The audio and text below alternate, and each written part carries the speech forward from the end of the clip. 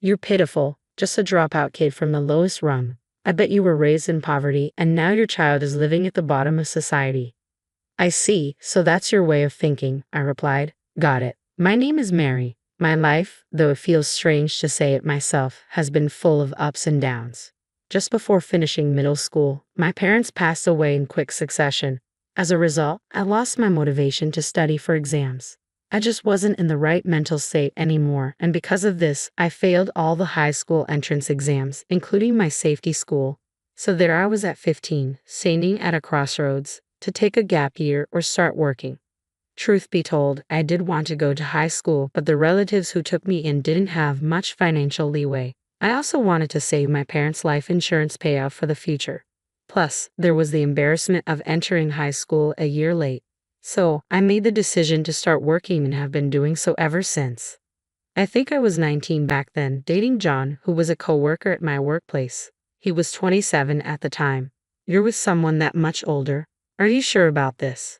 A guy making moves on a 19-year-old? Is he really responsible? My aunt, a relative, was worried for me, but young as I was, I didn't listen.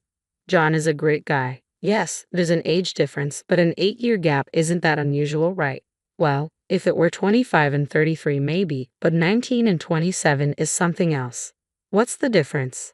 Stop bad-mouthing him. And in that spirit, we got married when I turned 20.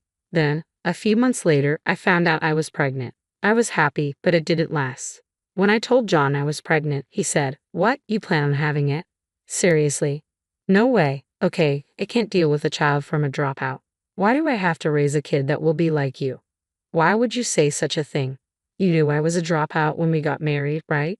Yeah, I guess, but no, it won't work out. I mean, having a kid with a dropout, the kid's gonna turn out weird, right? I don't want to raise a kid like that. I also want more free time. John said that and stopped coming home. Even at work, he managed to evade me. He was only urging me to agree to a divorce. As time went on, my feelings for John cooled, and I agreed to the divorce. But my job at the time was at a small company that didn't have a maternity or paternity leave system, so I had no choice but to resign around the same time as the divorce. After that, with the help of my relatives and the remainder of my parents' life insurance money, I managed to give birth safely. I named my son Jacob and have been raising him with all the love I have. Fortunately, I was healthy after giving birth, and I worked multiple part-time jobs to earn our living. By the time Jacob reached elementary school, I had a full-time job and emotional leeway. Now, 20 years have passed since those days. These days, I even have the luxury of going shopping with Jacob on our days off. Hey, are you married by any chance? Just then, I heard a voice. A voice I remember but would rather forget.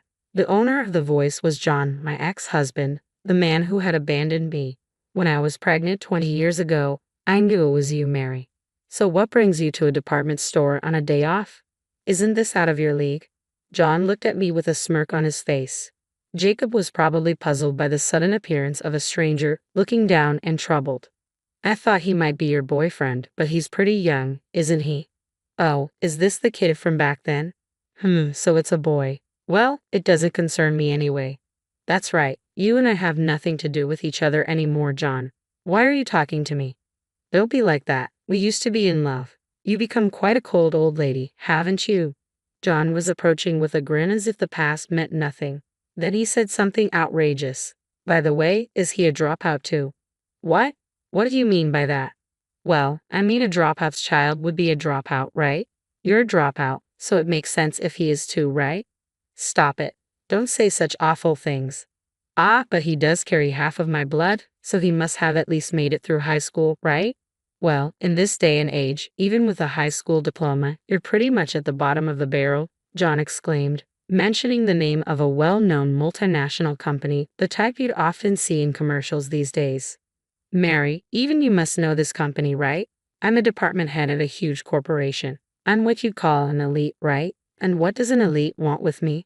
Are you stupid or what? Do you think I have any use for someone as uneducated and poor as you? I just called out to you for old time's sake. Frankly, you're a nuisance.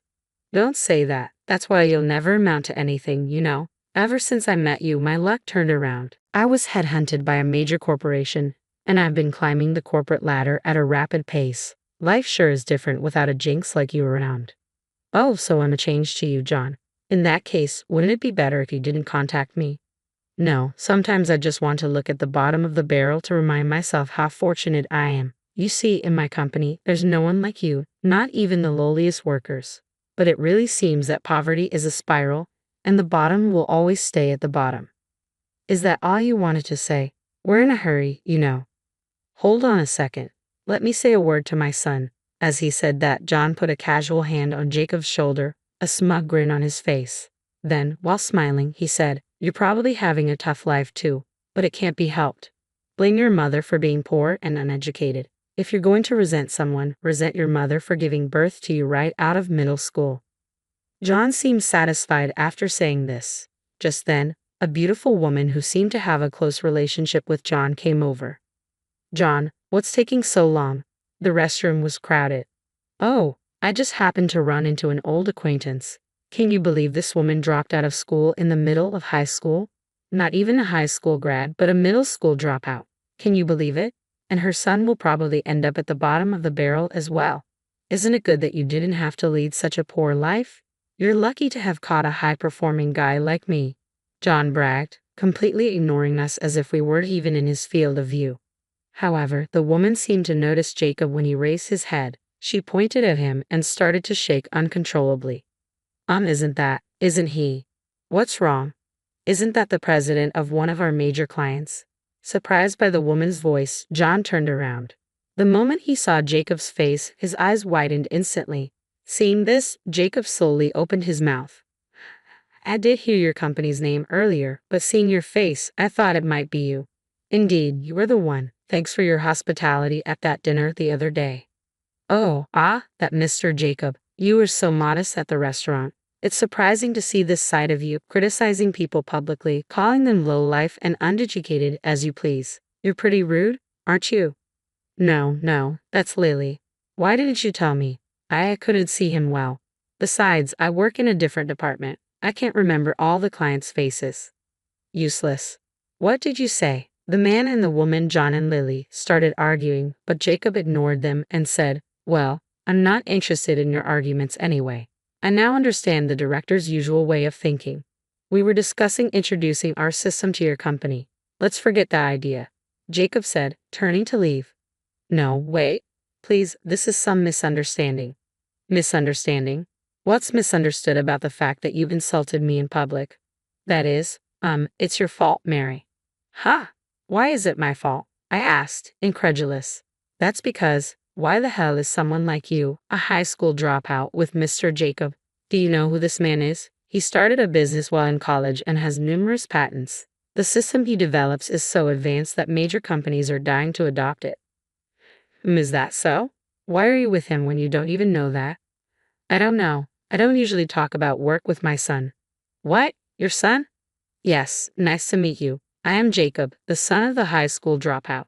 "Well, it seems you want to say something to my mother. Please go ahead and say it all now. After all, we probably won't meet again." "Oh well, what's going on? Why is someone like you? I mean, do you want to say why someone like Jacob's mother is a high school dropout?" John was taken aback by Jacob's words. He seemed to want to insult me but didn't seem to have the power to do it. He glanced back and forth between me and Jacob, looking troubled. "From my early childhood, my mother has taught me many things. She didn't have a higher education, only going as far as middle school, but she read many books and taught me a lot from them." "Who? What? I can't believe Mary had such talent." There was one thing my mother never spoke about, though: the criticisms of my father, who abandoned her and me during her pregnancy. I've always resented my father, but my mother always said it was her own fault for being naive. Even when we had no money, even when we were hungry, she was always smiling. She's the person I respect the most. "So you respect her, but Mr. Jacob, you have my blood too, right? Can you really not sign a contract with my company?" "Yes, I can't. What's really unthinkable is your behavior. This is a public place, you know. Don't you think your actions have been embarrassing?" No. That's the truth. I just see Mary as a stupid woman. That's all. And what does that make you? The man who had a child with this stupid woman. What kind of person does that make you, the one who abandoned her when she was so young? Maybe she was naive, but do you have any idea how much hardship she has gone through? You seem proud of working for a big company, but why didn't you give her even a single cent of child support? Ah, John seemed at a loss for words at Jacob's accusations. Upon hearing Jacob's words, Lily's expression changed. Her face, which had previously looked troubled, was now glaring at John. Hold on a second, that's not what I heard. No, you just be quiet. No way, didn't you tell me that your previous wife cheated on you and left? That you weren't allowed to see your child? That you couldn't even get her to accept your child support payments, so you just kept saving it? Was all that sob story a lie? It seems likely that it was a lie. My mother and I are still living with our relatives. The father there should know the place. If he really wanted to give child support, he could come there at any time. Hey mom, has this man ever contacted you? Not once. Not on my cell phone, not at a relative's house, and of course, I've never heard anything about child support. Hearing my words, Lily looked furious. In contrast, John turned a sickly pale color. You lied. You're the worst. I'm glad I never married you. We're breaking up right now. Wait, Lily, please don't leave me. John hurriedly chased after Lily. Jacob and I looked at each other and burst into laughter at the retreating figures. John's appearance was so pathetic that we couldn't help but laugh. We enjoyed some window shopping after that and went home feeling satisfied. Jacob later filled me in on the details. His company and John's were about to sign a substantial contract, but Jacob decided to withdraw at the last minute. Naturally, John's company asked why. It seems like Jacob was completely honest about it all. He said, "Your representative was my father, the man who left my pregnant mother and never provided child support. To trust such a person and do business with him? Impossible. The system I developed is like my own child. To entrust this system to him, just thinking about it makes me feel disgusted." Of course, this failure became a major issue. The company apparently punished John by demoting and sidelining him, hoping that this would make Jacob reconsider the contract. From Jacob's perspective, it seems like he might reconsider if they cut John's bonus. Surely John will be facing even tougher times from now on, but that's what he deserves, right? He's 48 now, so he only needs to endure another 12 years until retirement. My mom had it way tougher for much longer. When you consider that, this isn't tough at all. Jacob, saying this, had a face of genuine anger. I understood his feelings, so I didn't plan to stop him. In his panic, John came running to our relative's house. At the entrance, he bowed deeply, pleading desperately. "I'm sorry for what I did back then. I lied about having paid child support, but I do have savings. I'll give Jacob the equivalent of child support as a gift while I'm alive. I'll even pay Mary compensation if necessary, so please reconsider." However, Jacob didn't even want to hear such talk. He said to John, "I'm not interested in your savings now. Our hardship was in the past. You didn't help us then, and now you only want to save yourself. That's an awful thing to say." Sorry. I was young too. Please forgive me." People who truly regret their actions wouldn't say they could pay if needed. You're just selfish to the end. Please leave. If you come to this house again, I'll call the police. Wouldn't that jeopardize your position in the company even further? At Jacob's words, John fled in a panic. Thanks to Jacob, he probably won't come to this house again. We should be able to live peaceful days from now on. Jacob is currently busy earning all his college credits, but once that's all done, he plans to take the entire family on a trip to a hot springs resort. I told him he didn't have to do that, but Jacob insisted he wanted to return the favor. If that's the case, we'll gratefully take him up on his offer. Surely we'll be able to have a good time on that trip.